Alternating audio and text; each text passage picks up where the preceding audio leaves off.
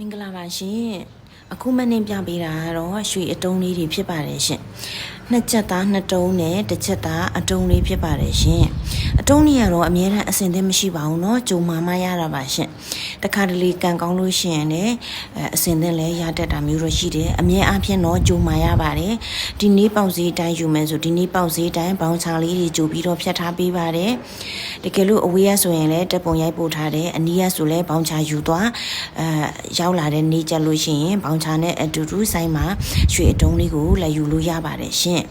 ကဲဒါကတော့တယောက်တည်း9ချက်သားအားပေးတာဖြစ်ပါတယ်မနက်ခင်းပိုင်းသူကမှာခဲ့တယ်ပစ္စည်းပိုးတဲ့ရက်နဲ့ကြုံတော့ညနေယူသူလိုက်ယူတယ်ပေါ့နော်အခုလိုက်ယူတဲ့အချိန်လေးမှာရိုက်ထားတာလေးဖြစ်ပါတယ်ရှင်ကဲရွှေအတုံးစုချက်နဲ့သူများရွှေအတုံးကိုဂျုံမာရတာဖြစ်ပါတယ်မဝက်အတုံး1 gram အတုံးလေးတွေကစပြီး30သားအတုံးထိရပါတယ်ရှင်965ရွှေပါရှင်965ရွှေပဲရောင်းတာပါနော်